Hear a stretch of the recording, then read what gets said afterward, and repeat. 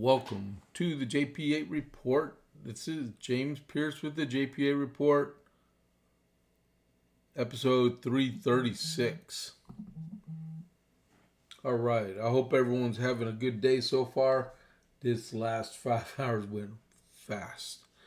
All right, so let me see here. Let me make sure I got everything is right. Nope.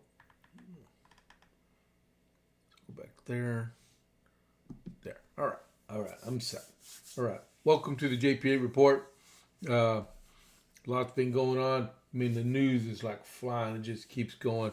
But as we get started, I don't know why I'm doing this. This is crazy. All right. Don't forget to click that follow button as we get started this morning or this afternoon. And give us a like with that thumbs up button. And then chat. So if you don't know, I was talking about this morning, my buddy Rob showed me how to make emojis or emotes on Rumble. So I'm going to show you. You probably already see it in the chat, but this is what I came up right there. A Texas flag. Go, man, yes, I'm on fire. Put a fire emoji in there if y'all want, man, or a Texas flag or American flag. That's pretty cool.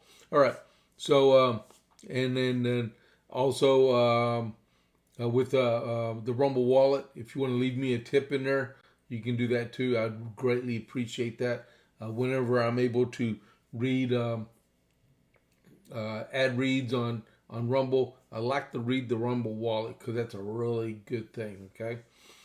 All right, so here we go. America 250. Before we get inundated with breaking news, let me see if I can make it through this before I get... Man, I got like so much I need to read through Texas scorecard. The news we had for on Friday just overwhelmed everything, so I got rollover all over the place. But we'll get through it, or I trust you look it up on yourself. And my wife and I went and voted yesterday. I just transferred the sticker to a clean shirt. All right, please give me a break. I know my wife would throw a fit if she saw me wearing a dirty shirt. All right, so I have a letter from Horatio, which he's a brigadier general or major general, one of the two. Horatio Gates to Benjamin Franklin, dated 23 February 1776. Dear sir, this will be delivered to you by the Baron de Wookie. Star Wars. I'm joking. His name was Woodkey, Baron de Woodkey, who appears to be a gentleman and a veteran character. You will esteem him, for he has with him other recommendations to your notice from some of your Paris acquaintance. If I had never fallen out with royalty for any other reason, I would detest it. Upon the poor baron's account for the tyrannical treatment that he has received from the King of Prussia, he may enjoy in this land of freedom that comfort which has been denied him in Germany, and may this land continue to embrace with her wonted cordiality every oppressed subject from every other quarter of the globe. Last night the people surprised a corporal and 2 sentries of the enemy, and brought them this morning to the headquarters. They declare General Clinton took with him, when he sailed from Boston, a considerable quantity of artillery and artillerymen, besides the detachment of troops. This convinces me that he designed to take post at New York, from whence, and I hinted to you in my last letter, I am satisfied the enemy meant to commence their summer operations, as the Baron goes by Providence in that way to New York. I shall not write anything further today. A few days will probably furnish matter for an express, which is a messenger, that when you may expect to hear further from your dear sir, most affectionate, humble servant, Horatio Gates. And then he has a P.S. Mine and Mrs. Gates' best respects. Wait upon Mr. and Mrs. Bach at your fireside. All right, from General Gates to Benjamin Franklin. All right, so now we have the our shout out to the Dalmatian Texas Burgers. They're homemade burgers and dogs right here in Copper's Cove. They're smash burgers, matter of fact, and everything's homemade and fresh. They're open for lunch on Monday, 11 to 2, and then for lunch and dinner Tuesday through Saturday, 11 to 2 and 5:30 to 7, unless they sell out. They're located on the west side of Copper's Cove on Business 190, and I recommend Armadillo. All right, so give them a shout out. Go get them some lunch. They're open for 2 more hours today. Give them a Texas flag, since they're the Dalmatian Texas Burgers. And if you're in the Copper's Cove, Killeen area, come on over to the west side of Copper's Cove and visit them and get some of their food. They're really good. It's very worth it to get. All right. So meanwhile, back at the ranch, we start with the Olympics. The Olympics are over. And yesterday, the Americans finished in bold fashion, getting their first gold medal in Olympic hockey, men's Olympic hockey, in 46 years. So both the men's and the women's both got Olympic gold, and they both got it in overtime. Yesterday, after they won, Kash Patel, our FBI director, which is I learned this morning, he is an avid hockey player. He still plays hockey today. He was in the locker room with these guys celebrating. He was drinking with them, which I don't condone the drinking part, but that's right. He's a free American. He can do what he wants. And then he put his phone on, and the president called and was congratulating these guys for actually winning the gold medal. And everyone got super elated. You ought to have heard the gold medal ceremony when they were actually, as we say here in Copper's Cove, we don't just play the national anthem, we sing it, which is true. And they were doing the same thing during that ceremony yesterday in Italy. But when the president was talking with them, he said, I want y'all to come to the State of the Union Tuesday night, and I will provide the transportation. He said, I will arrange for the military to pick you up and bring you to D.C. So y'all can come hear me at the State of the Union Tuesday. And you heard him in the background. We're going to the State of the Union. Yay, all right, cool. And then it comes to find out the president also invited the women's hockey team to come with the men's hockey team. And every one of them are invited to go to the President's State of the Union tomorrow night, which is awesome. And you know what would be really cool? If every single one of them wore their Team USA jersey at the State of the Union. That would be awesome to see. American pride at its greatest, right? I have an article here that I read some of this morning, but Jack Hughes, he's the young man that scored the winning goal for the Americans yesterday, missing a tooth. He's never lost a tooth in his entire life playing hockey until yesterday. So that's his memento for winning the gold medal. Jack Hughes became an American sports hero on Sunday afternoon. I got this from the New York Post. and he couldn't be prouder to represent the Stars and Stripes. Hughes, age 24, drained the game. I never heard of the word drain. Drained the game-winning goal to lift Team USA over Canada 2-1 in the overtime instant classic that secured the country's first gold medal in Olympic men's hockey since 1980. That's when they defeated the Soviets in the semifinal and went on to beat, I believe, Sweden or Finland for the gold medal. After the game, Hughes smiled through a blood and broken tooth as he reflected on the historic achievement, emphasizing how happy he was to bring glory back to the States. This is all about our country right now, Hughes told NBC. I love the USA. I love our teammates. It's unbelievable. The USA Hockey Brotherhood is so strong. We had so much support from ex-players, and I'm proud to be an American today. The U.S. got on the board early with a highlight reel from Matt Bodley before Canada, the most decorated men's hockey team in Olympic history and the odds-on favorite for Sunday's final, answered near the end of the second with a stick and Cale second off the stick of Cale Makar. I know hockey, but I don't know all the terms.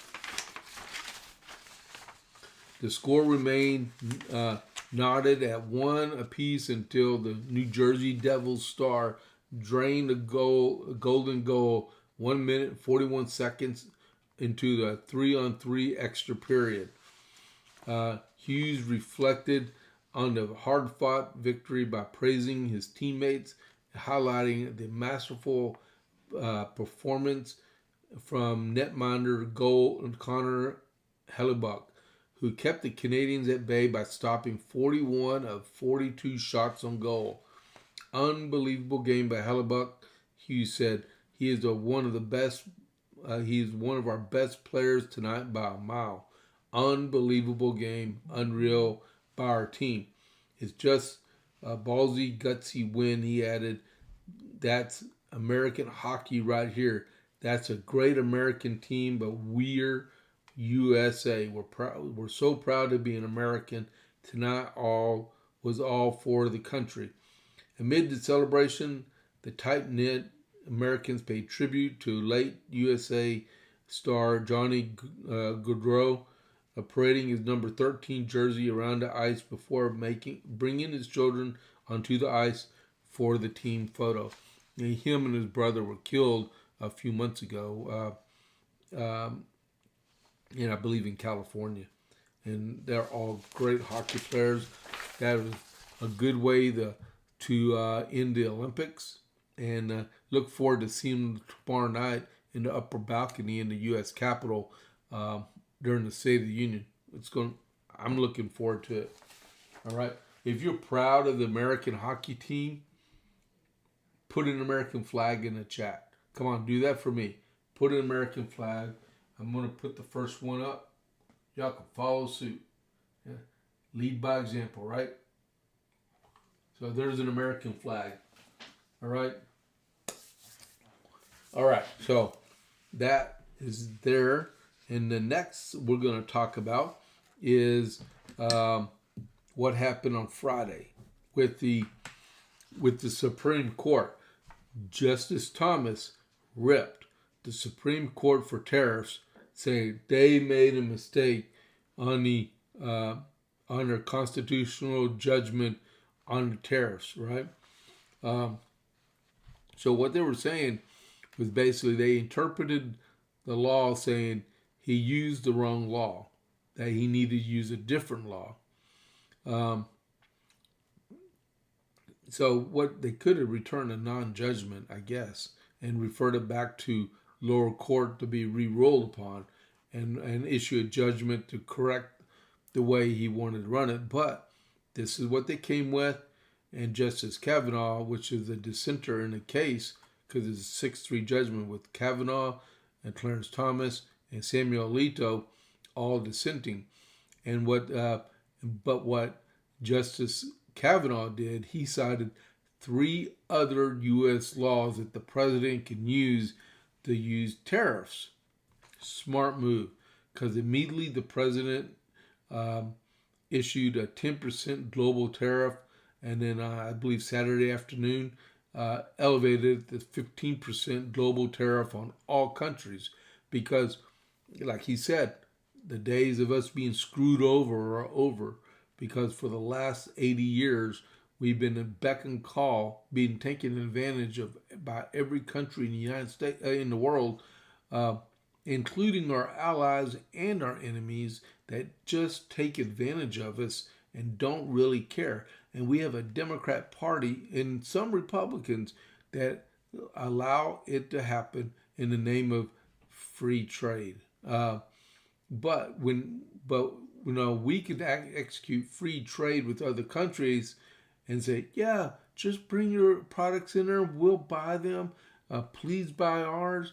And it never turns out like that, because what these other countries do, they ban the importation of our products into their country, but at the same time they dump all their cheap goods in our country, and all it does is put Americans out of work, close our factories, and pushes the unemployment number up. That's what exactly it happens. So Clarence Thomas went and wrote his own dissent. So there was 2 dissents, and there was one written by Kavanaugh, and then Justice Thomas wrote his own, right? And it goes, this is the article, I got it from foxnews.com.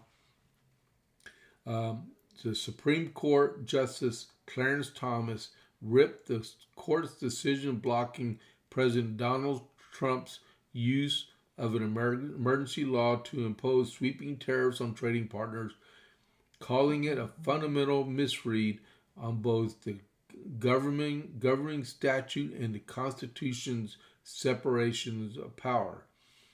As Kavanaugh explains, the court's decision cannot be justified as a matter of statutory interpretation. Congress authorized the president to regulate importation. Thomas wrote in his dissent, throughout American history, the authority to regulate importation has been understood to include authority to impose duties on imports. The court invalidated Trump's use of an emergency law to impose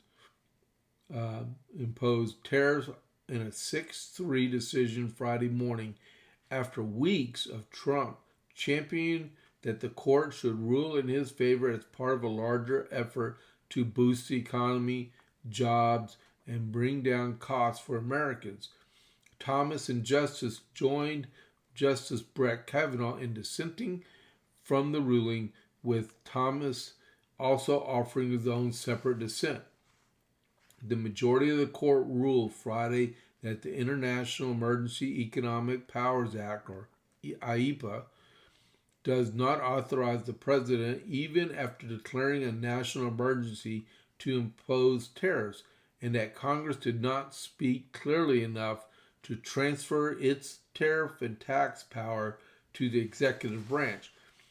That act has been in existence since 1977, and the Supreme Court now decides to say it wasn't written well enough. The IEPA is a 1977 law that allows the president, after declaring a national emergency in response to foreign threats, to regulate or block certain economic transactions and property interests, such as by imposing sanctions. The president asserts the extraordinary power to unilaterally impose tariffs on unlimited amount, duration, and scope. Supreme Court Justice John Roberts wrote in the court, in the light of breadth, history, and constitutional context of that exerted authority, he must identify clearly congressional authorization to exercise it, which he understood that they did. In his dissent, Thomas argued the non-delegation doctrine is a narrow constraint, saying a line is crossed only when Congress delegates core power to make rules triggering deprivations of life, liberty, or property, not from delegating other kinds of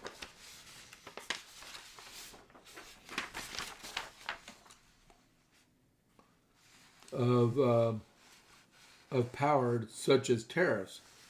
The non-delegation forbids Congress from delegating core legislative power to the president.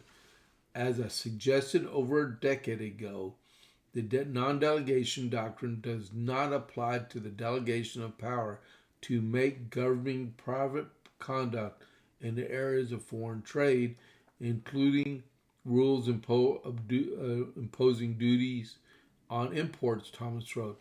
Therefore, to the extent that the court has pointed to President Nixon's 1971 import surcharge as a real-world test that was later upheld in United States versus Yoshida International under IEEPA's predecessor statute, the Trading with the Enemy Act. Nixon announced a 10% across-the-board import surcharge on nations in 1971, with the United States Courts of Custom and Patent Appeals upholding the policy under the Regulate Importation language 1975.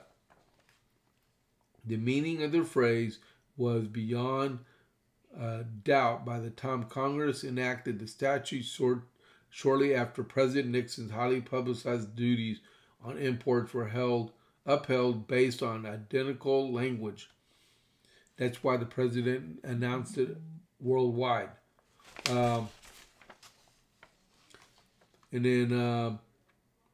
So just so you know, in 1977, the Senate, the Congress, the Senate, the House, and the presidency were all Democrat.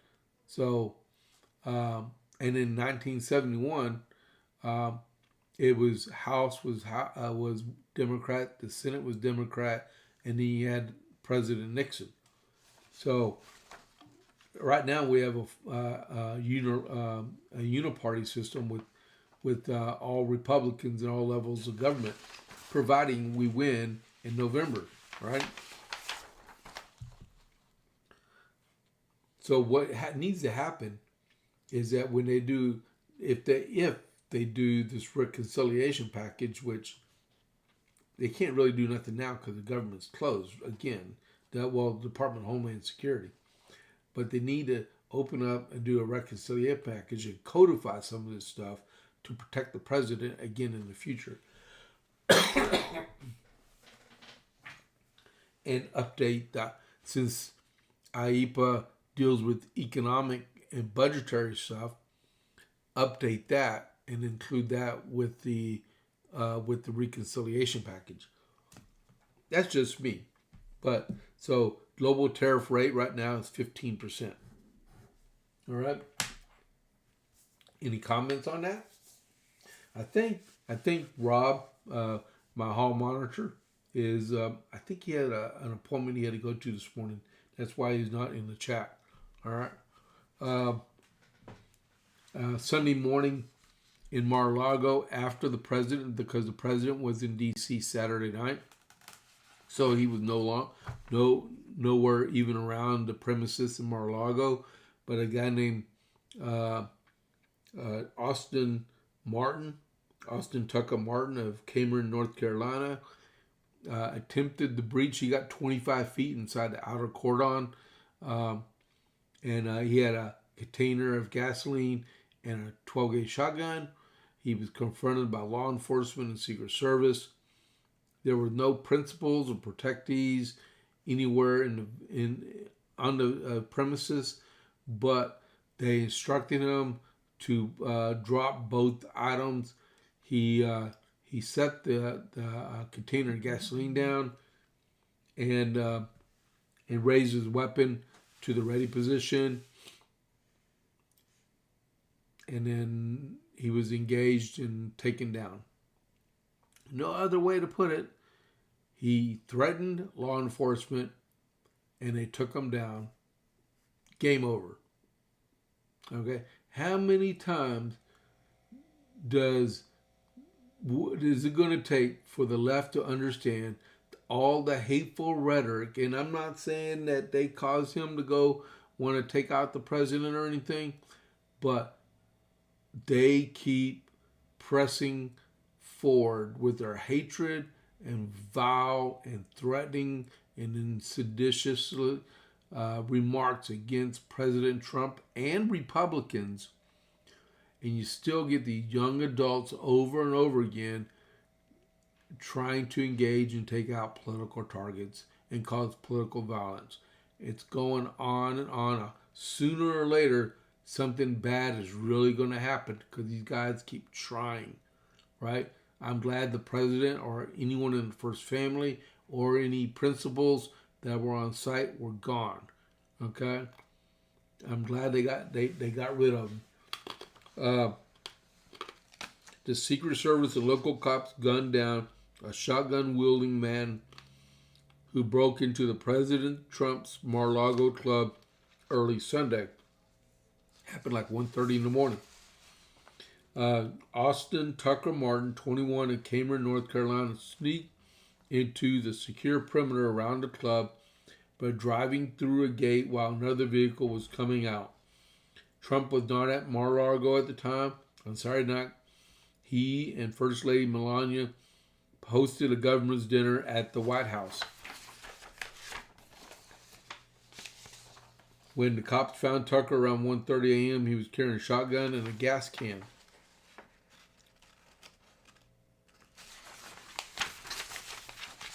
This is the New York Post I'm reading from. He was ordered to drop the two pieces of equipment that he had with him. Palm Beach County Sheriff Rick Bradshaw told reporters during a press conference. At the time, he put down the gas can and he raised the shotgun to a shooting position, his ready position. That's when federal agents and Palm Beach County Sheriff neutralized the threat. FAFO. A box for the shotgun was discovered in Martin's vehicle following the shooting, which took place about 1:30 a.m., according to Secret Service. According to his social media, Martin's family was frantically looking for him after he disappeared Saturday night. Think about it. From North Carolina to Florida, he was gone more than one evening because that's a long drive. Just to get from Jacksonville to Miami had to have been 8 hours. Had to have been. If you know how long it takes to go from to drive the length of Florida down to Miami, that would let us all know in the chat. All right. Don't forget to click that follow button and click that like button also. Okay, please. Martin's social media shows that he was obsessed with drawing scenes from golf courses in the Sand Hills region, an area popular for its rolling pond-shrouded links, including Pinehurst. His Instagram, including a series of bleak watercolors and black and white sketches of the Quail Ridge Golf Course. The post accompanied many electronic music and almost zero social media interaction. Martin appears to have a prior criminal arrest. His older sister died in a crash in a truck also at the age of 21. Okay, that don't make sense. A United States Secret Service acted quickly and decisively neutralized a crazy person armed with a gun and a gas can. Let's see what else. Kash Patel said that the Bureau would be dedicating all necessary resources to the investigation. It comes just after 5 days after a Georgia man armed with a shotgun was arrested outside the U.S. Capitol as he sprinted toward the west side of the building. And the incident in Mar-a-Lago took place just a few miles from Trump's West Palm Beach club, where Ron Ruth tried to assassinate him. See, it just keeps going over and over again. I mean, when's it going to stop? When is it going to stop? And, the Democrats don't care because, if Trump goes away, I mean, yeah, Vance is going to become president.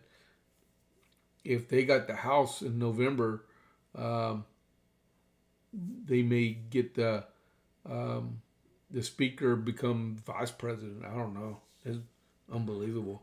All right. So next on my agenda is Netflix. Netflix has a board member named Susan Rice. Susan Rice was fully involved with the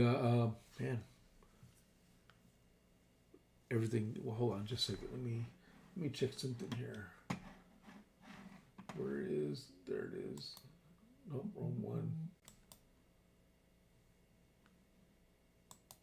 Give me a second here.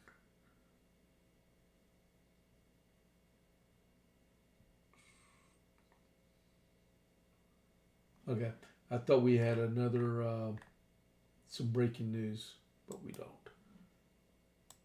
All right, back. All right, so Susan Rice worked very thoroughly with the Obama administration, both terms, and then she became National Security Advisor when it came to President Biden or President Otto Penn. She was very thorough with some other people in that administration at the behest of President Obama, who was using it as his third term. And you can look into it, his shadow environment, because why would a former president maintain an office in Washington, D.C. after he's out of power? He's supposed to go away. If you look at his predecessor, George W. Bush, he left and came to Texas. Gone. Gotcha. Clinton, when he left office, where did he go? He went to New York. He stayed out of Arkansas. They didn't want him back there. Carter went back to, what do you call that place? Georgia. But Obama decided he wanted to stay in D.C. in an office and continue to do work. I don't know. Because, maybe it's that $1 billion, which I got something to talk about that in a minute if we make it that far, because this stuff is taking up big time. But Susan Rice works for Netflix, right? So this weekend she was on some type of podcast and she blew a gasket threatening MAGA and Republican, anyone that's a supporter of the Trump administration, warning them if they in any way attempt to support President Trump, they will be dealt with when Democrats return to power someday, if they return to power, right? So this article is from Fox News, written by Amanda Macias. President Donald Trump called on Netflix to fire board member Susan Rice immediately or pay the consequences. Trump's comments followed remarks Rice made Thursday on the Stay Tuned to Preet podcast by former U.S. Attorney Preet Bharara. During the interview, Rice warned that corporations, she said, had taken a knee to Republican pressure should not expect forgiveness from Democrats if they return to power. It's not going to be an instance of forgive and forget.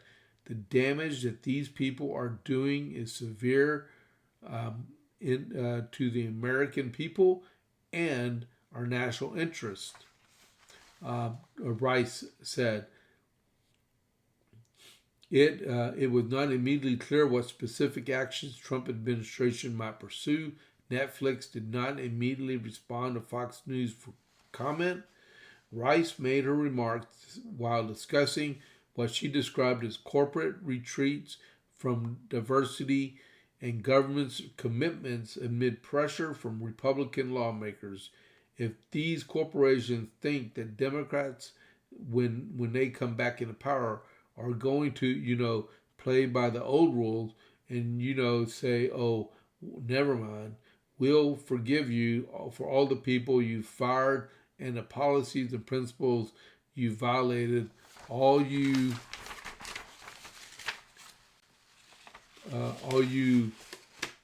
the laws you skirted.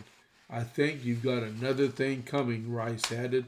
Rice, a former U.S. ambassador to the United Nations, predicted an accountability agenda awaited those entities, forecasting an American electoral shift in the coming midterm elections. She also pointed to waning public approval for Trump's economic immigration policies in making her case. The lady is a communist, and she's always been one. I don't care what people think. She is a main cause of the split in America. She's very racist, divisive, and she is a communist at heart. She was involved in Benghazi and other aspects of the Obama administration, and in the Biden administration. She is not to be trusted, and what she said will happen, because I guarantee you she's going to find her way into an administration, a future Democratic administration. She doesn't look that old, so go figure. Sooner or later, she's going to be in the halls of power again, and I wouldn't doubt it if they tried to make her Attorney General. Who could be worse than Merrick Garland, right? So, oh, I forgot to put this back over here. Let me refresh. Hold on just a second. Let me get back here. All right, cool. I'm back. What do y'all think about Susan Rice? Does anyone have any comments on that?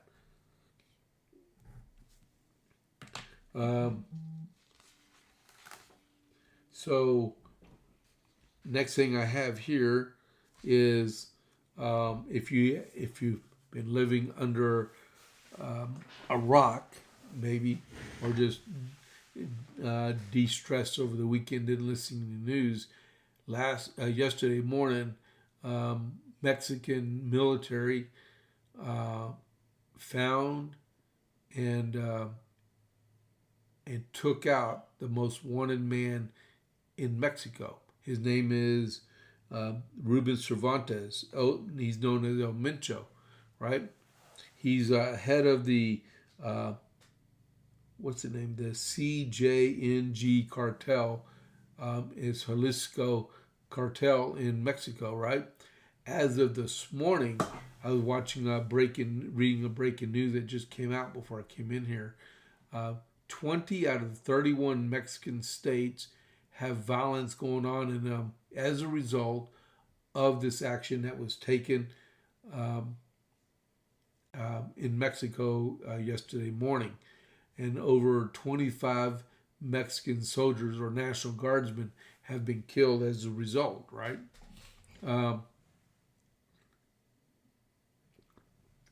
That pales in comparison to the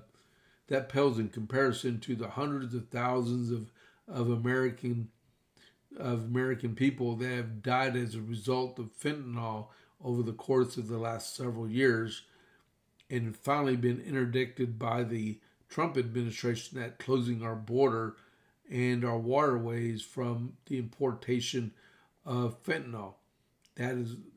So I don't care how many people die in Mexico, as long as they take these guys out, right? So this article comes from Fox News also.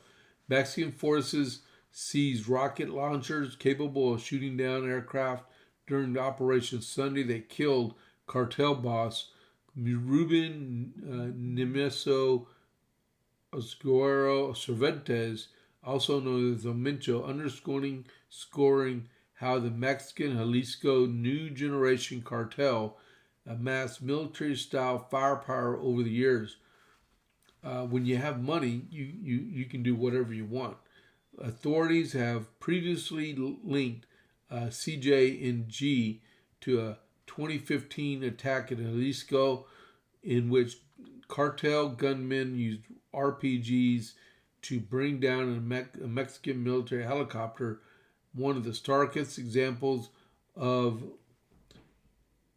a cartel directly engaging federal forces with battlefield-grade weapons. The assault marked a turning point on how Mexican authorities viewed the group's capabilities. During Sunday's raid, officials said security forces were attacked and returned fire, deploying aircraft and specialized units to carry out the operation. Authorities said troops seized armored vehicles, heavy weapons, equipment, and commonly associated with armed conflict than routine law enforcement. Mexican special forces with the aircraft assistance from the Air Force and National Guard rapid reaction units participated in the mission, highlighting the scale of force required to confront senior cartel leadership. Former U.S. officials had described, hold on, let me see here, hold on, just a second.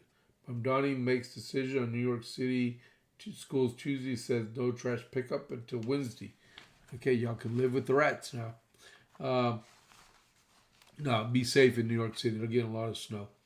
Former U.S. officials have described CJNG as operating more like a paramilitary operation than a traditional trafficking ring, using coordinated roadblocks, armed convoys, and structured enforcement wings to assert control over contested regions. In prior reporting, the former DEA officials said the group commanded large numbers of gunmen and organized itself in a way that allowed it to deploy force quickly and visibly. Oh, where's page 2? Oh, there it is. Okay, sorry about that. The group is known for its paramilitary style operations and structure. Its tactics include seizing vehicles, staging coordinated attacks in urban areas to demonstrate strength and deter rival security forces. Over time, such displays reinforced its reputation as one of Mexico's most heavily armed criminal organizations.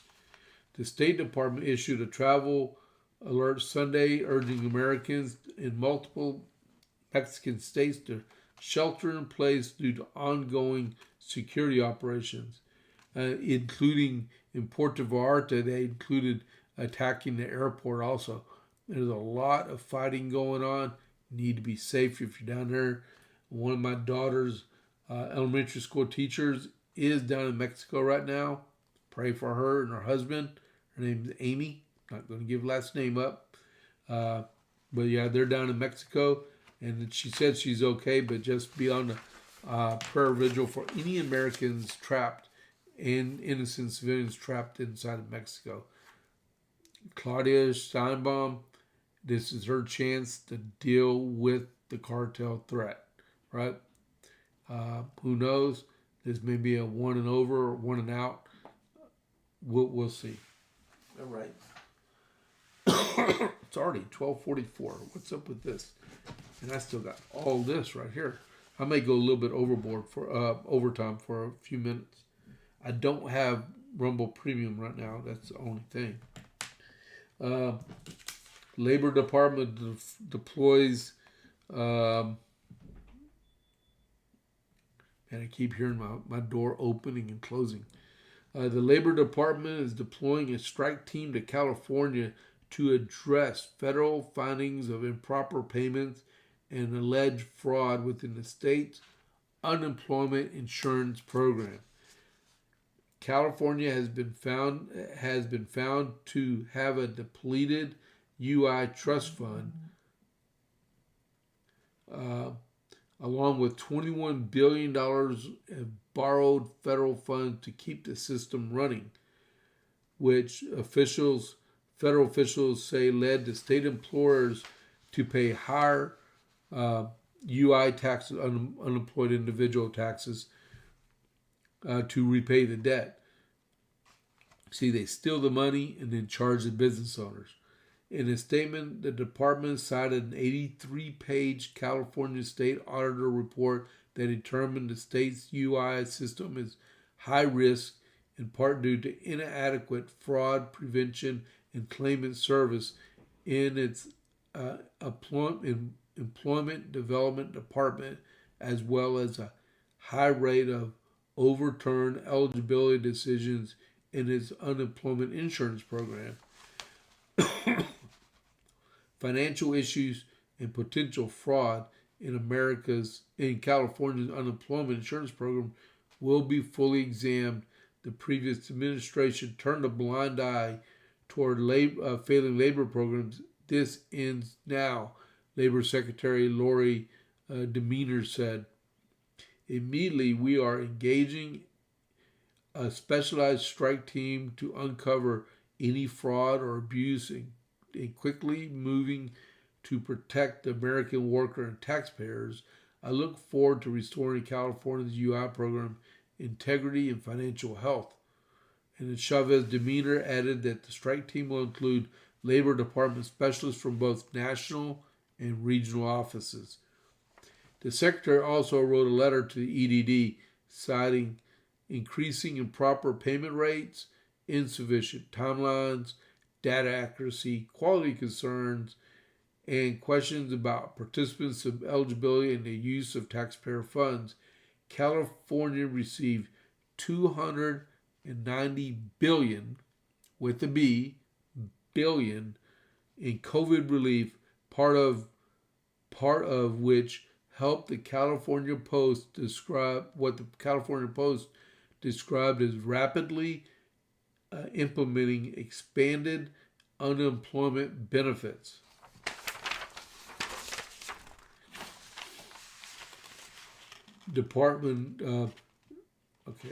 At least one California UI steward, was convicted of using her position to file near $860,000 in fraudulent UI claims, while some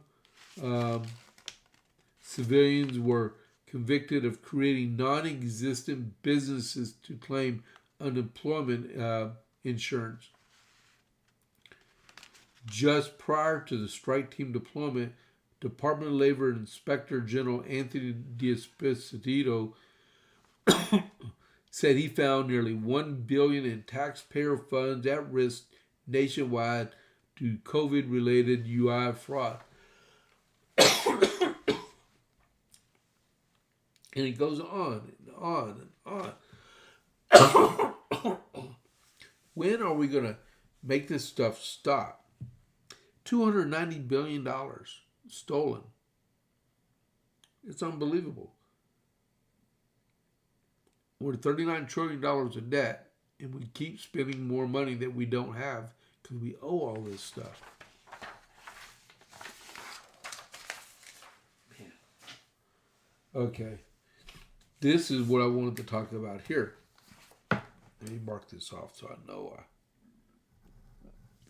President Barack Obama, in his monstrosity in Chicago,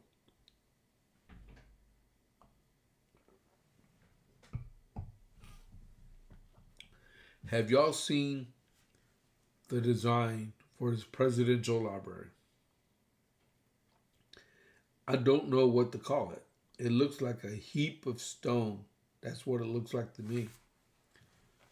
But that heap of stone comes with a lot of taxpayer money, in which, I believe by law, you are not allowed to use taxpayer dollars for a presidential library. So I printed this out on Saturday because if you've noticed online, you may see a story and then 6 hours later it disappears. So I made sure I got a hold of this. Former President Obama once declared that his presidential center would be a gift to Chicago. I got something email. Would he be a gift to Chicago? But taxpayers are on the hook for hundreds of millions, hundreds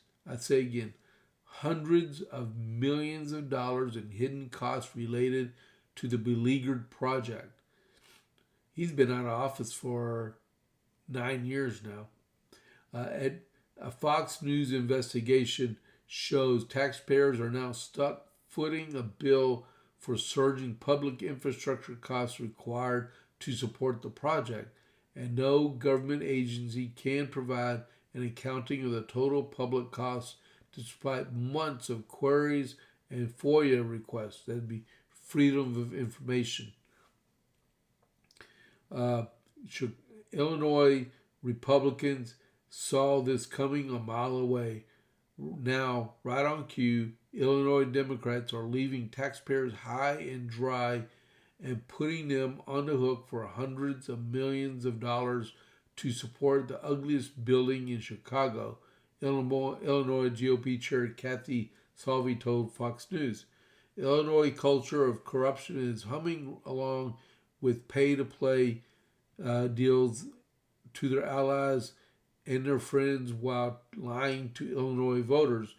When the project was approved in 2018, that's two years after he left the presidency, Obama pledged to privately fund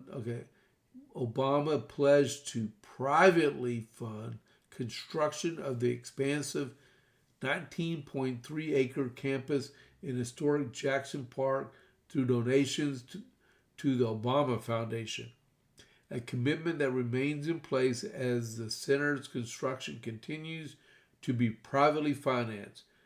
But the extensive infrastructure required to make the campus operationally viable includes redesigned roads, stormwater systems, and relocated utilities, is publicly financed, and without those changes, the center could not function. At the time, projections placed public infrastructure costs at roughly $350 million, split between the state of Illinois and the city of Chicago. 8 years later, the Illinois Department of Transportation told Fox News that approximately $229 million in infrastructure spending was tied to the site, up from an early estimate of $174 million. The $229 million figure reflects the state-managed spending, which may include